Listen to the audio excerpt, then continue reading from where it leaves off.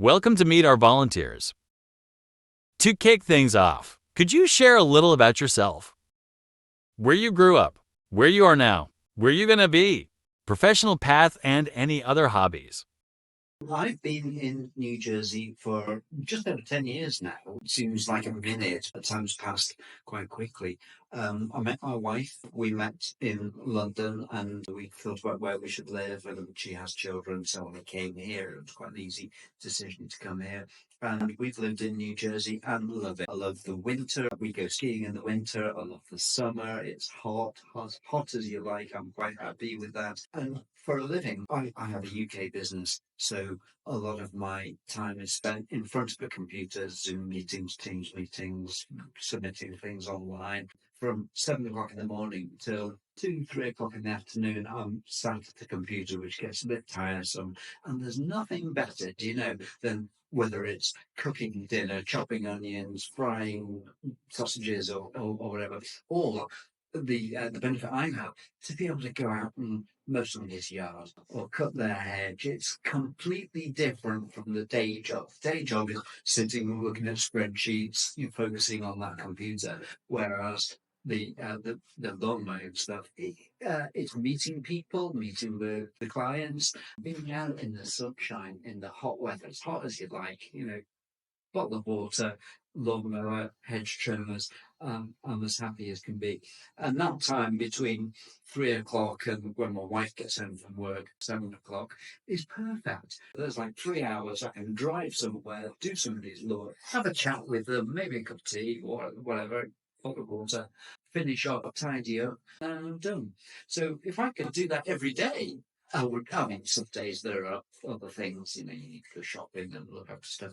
That's great for me. And it also allows me to leave my weekends free if we want to go away. And I find that a lot of our clients are quite comfortable with that because they tend to be aged. They're at home during the week. Maybe they've got family over at the weekend or whatever. So that kind of, it fits really well.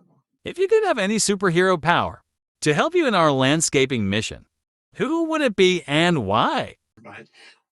Absolutely, definitely positive about this. The Superman ability to leap tall buildings in a single bound. You wouldn't believe the amount of times a client who's got a tall hedge or a tree, teetering on top of a little step ladder that they've got, 2 steps when you really need 10. I've stood on the back of the car or the tail bumper. I've stood on my box, the box that I put the equipment in and gloves and things like that. The last thing you want to do is get somebody in a hedge or just get a little bit higher. I'm only 5 foot 6. You're not very tall. The answer is, and it's put a step ladder in the back of the car. And I was on the back of the chair, balancing. I was holding onto the tree with one hand, using a chainsaw with it. Terrible health and safety. These are the things as a volunteer that we kind of do, whereas a professional landscaper, he's going to want to bring in a barrier and a harness. And I don't know how we deal with that. We should not put ourselves in danger or peril. We should look after ourselves because we're kind of less corporate about it. What inspired you to enlist your service to helping others through our organization? And keen to hear about the moment or reason that drew you. I can guarantee I know exactly the moment where we live in Compton Lakes, which is northern New Jersey. We will walk around, we'll walk down to the lake, along the lake, past the school, come back. It's about an hour's journey, an hour's walk that my wife and I like to do before dinner on a sunny summer evening. And I do remember walking past the house and thinking, oh, that yard, it's grown up to here. It's terrible. It needs a really good cut. I can tell that it's an old car at the drive, and there's a ramp up to the front door. I'm thinking it's an old lady; she can't get to it. And there was like an organisation that volunteered to do stuff like that. There should be a voluntary organisation to do that stuff like that. And then the next day, absolutely literally, the next day, I was watching. It was one of those News 12 things and a lot of publicity. So one of those publicity shots came across my way, and I thought, oh, that's the organisation that does it. Maybe I should get in touch with them. Where are they based? Like Alabama or Canada or wherever it is. When I realised it was 10 miles away. I think I signed up on the website or something like that. When I googled how to mow your lawn. I could see there was a buzz, there was publicity, interviews and background and that, but you could kind of also tell that it was a little bit embryonic. It wasn't an established business that had been around for 40 years. First one in, but certainly to be in on the beginning and watch it grow. Volunteering, especially in a physical capacity, like landscaping, it's quite commendable. What drives you to keep contributing? And how do you balance with personal life? When I came to America and realized we were living in a small town, America is built on its small towns, and New Jersey has more small towns than any. There are 500 municipalities in New Jersey. We realized we had a small community.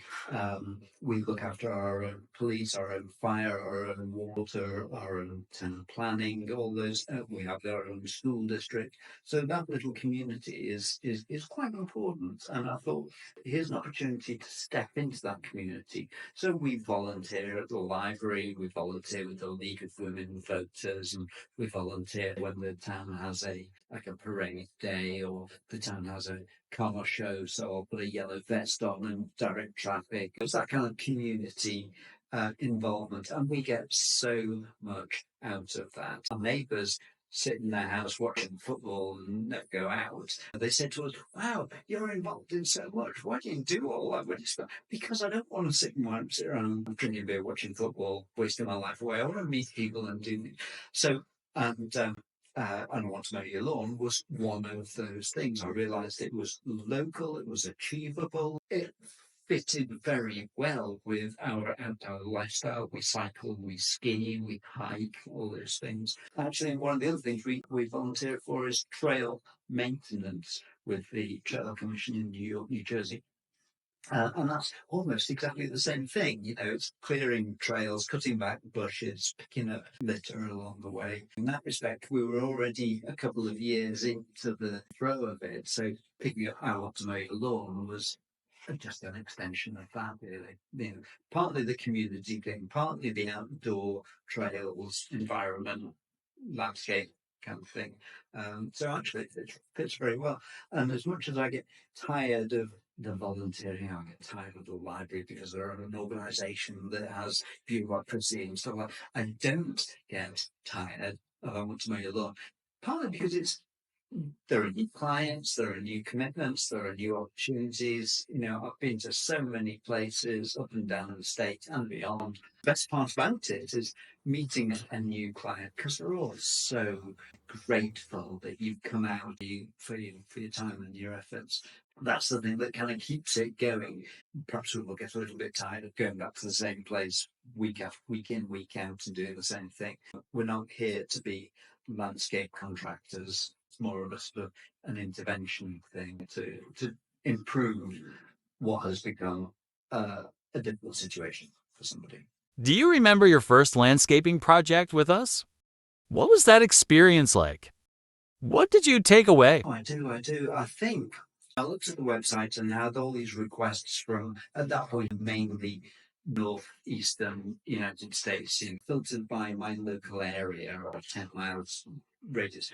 And I came across a lady who said she had a particular problem. She'd had landslip, earth moving off a drive, or whatever it was. I can't remember. So I said, right, okay, Debbie, and I said, my name's Steve. I'm from I Want to Mow Your Lawn. I've seen your request. I'm wondering if I can help out. I could go up this weekend and meet you if you like. Without realizing that actually somebody else had also reached out to her. Paul, he was kind of already working, and so I turned up on a Tuesday and shoveled some dirt or whatever, and then I turned up on a Saturday and Paul was there, and I said, "Oh, wow, who are you?" I didn't know you. And it was great because he didn't say, "Oh, this is my job, get off." He said, "Great, two hands, that's better than one, brilliant." So we worked together for a little while on it, and so that was how the kind of organisational thing came about. But the girl we were working for, she'd lost her husband, and she was struggling with keeping up with the house and the grounds and the maintenance and stuff like that.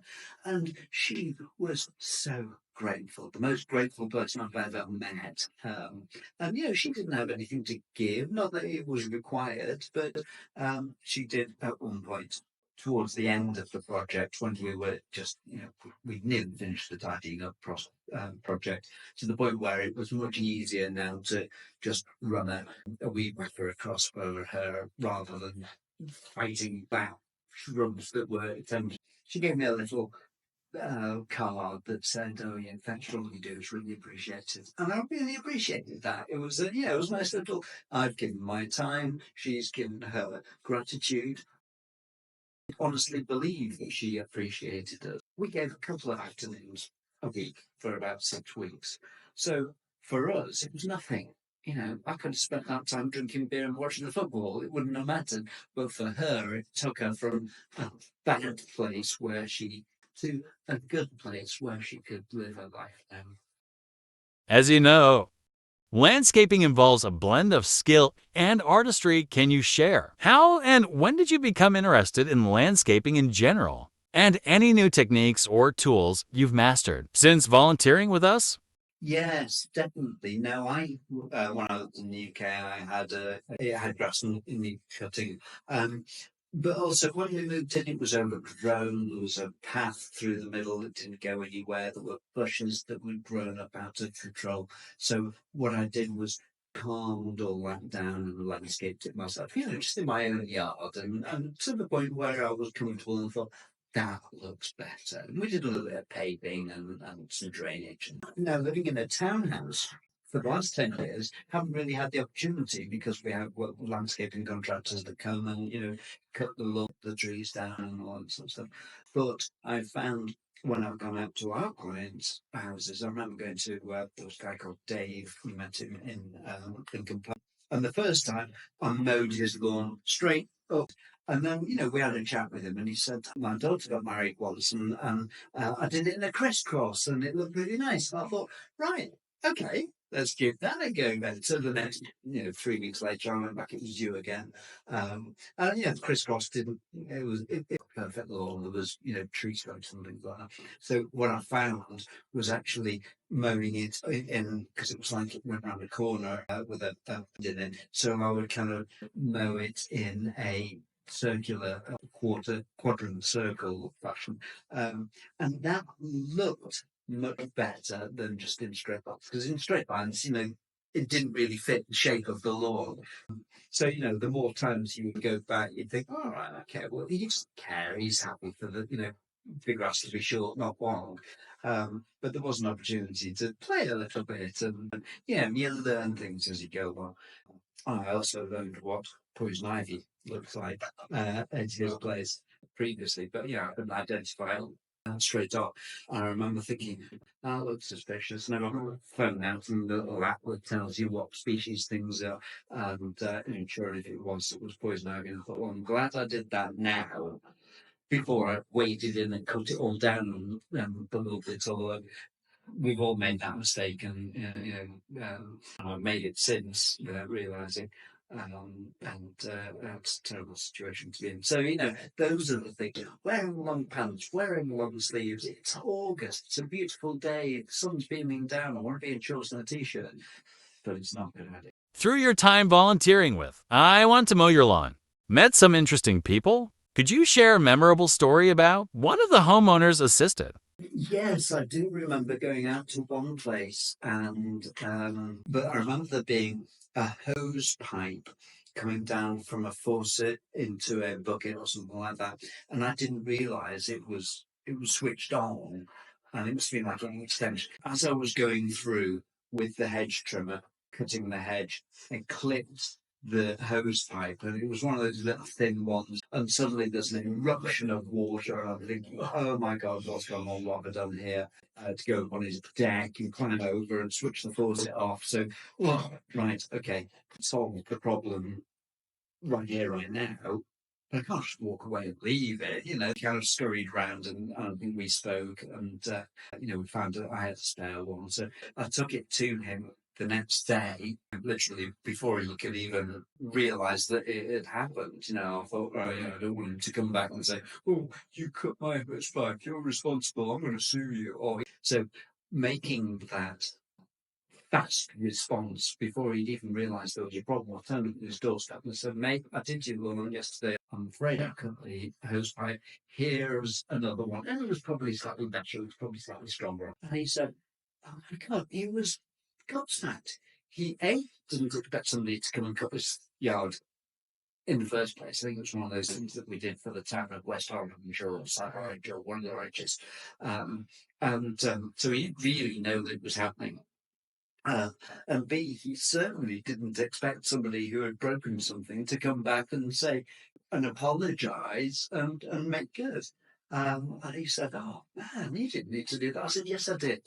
I didn't to do that because otherwise I would have felt bad about it." But it was that kind of. He was happy. I was happy. It was a good outcome. In every volunteer's journey, there are moments that stand out and leave a lasting impact. Could you share one such moment or experience that has stayed with you? We were in Ringwood, and there was a fella in a house. He was 95 years old. I don't know. I didn't ask his age or whatever. And his son, who must have been in his 60s, I'm guessing, 50s, lived in, I don't know, Florida or Carolina or something like that, and was home for just a short period. And it was the end of the season. It must have been like October, so it was leaf season. We were going to clear his yard from leaves. But it had not been done that year so far. It hadn't even been done the previous year or the year before that, I guess. It was probably 3 years of at least 3 feet of leaf litter on the arms of big old yards. You know, it was a rural place, trees out in the woods. So not only was there like 3 feet down, the bottom foot was hard, compacted, it had snow, rain, and it started to decompose. And it took us probably 3, 4 hours. The kid from next door came along and saw what we were doing and helped us out. We had a big fan and a backpack leaf blower, a backpack wearable leaf blower. So, it was one of those things where this wasn't just a regular maintenance thing. This was a real solve a problem. The guy couldn't walk to his car. Well, he can drive, but he couldn't walk out to his mailbox even, without walking through these leaves. Um, it's a notable one because it made such a difference. I think we did before and after photographs. And I don't think I've ever done leaf clearance before. That was my kind of first experience. I thought, oh, let's take 20 minutes. We'll get it done. We're not finished yet. Unfortunately, we didn't have to collect the leaves because he was in the woods. We kind of blew them into the woods. There wasn't even anybody else's yard back there. It was just the woods. That would have been even worse if we'd had to back it all up. We couldn't have. That was one of the kind of obstacles that you come across. You don't know what you're going to get till you get there. You think, right, okay, how are we going to solve this one? This isn't just a lawn mowing exercise. This is, we had to kind of work together so that we were all blowing in the same direction, so that you didn't make it worse than when we started and things like that. It was good fun. Volunteering is often a two-way street where you give, but also gain something in return. How has your involvement with the organization impacted your own personal growth? There have certainly been situations where you turn up at an old lady's house and she says, "Oh, you've saved me $45 that it would have cost me. Here, take $45." And I'm saying, "No, no, no, no, no, no. You can't give me money. I'm not here to work for money." And we've dealt with that either by saying, "Make a donation." Go on your phone or here's the internet or telephone number or whatever. Make a donation to, if you really feel strongly about it, make a donation to I Want to Mow Your Lawn. It will be very gratefully appreciated. And that has happened, I'm certain. But then there's the other times when ladies come out and she said, um, "Oh, look, I found this beer in the fridge here. It's a hot day. You've been working hard. Take this bit. That beer I can't donate to I Want to Mow Your Lawn. I could, but Brian won't drink it. There's nothing better than sitting back at the end of the day. You've got all your equipment away. You've got changed. You've had a shower. It's dinner time now. Sitting, drinking her beer. Thank you very much. Can't remember where we were. Thinking, great, quid pro quo. I've put in the effort. Now I get to deserve a reward. And it's not like not like we're turning up and saying, "Oh, lady, you need your lawn mowing. That's going to cost you, $350." Oh God, we can't afford that. She was as willing to make good on the contract as I was. It doesn't happen nearly often enough. Our organization thrives on the passion and dedication of volunteers like you. What message would you share with someone considering volunteering with us? I think I've met a bunch of other volunteers in the northeast, well, New Jersey, and people have different qualities. There are retired guys, there are guys with businesses that, maybe they're landscaping businesses or contracting businesses. So they've got equipment, they've got trucks, and they've got the motivation. They're outdoor guys, that's what they do. But the point is that it takes all sorts. And it's not all about being able to push a lawnmower up and down a hill for 3 hours on a hot sunny day. There are people who've come along and said, I'm happy to do promotional stuff or help out in the back office stuff, helping the website work or campaigning. I know, I think it was Dave, his last name, he had suggested, because he had done this, he had gone to his town zoning ordinance building guy and said, look, and I did this too, I reflected it. He said, if somebody is going into foreclosure or they're not maintaining their property, if it's somebody who's perfectly capable, then we'll leave it to them.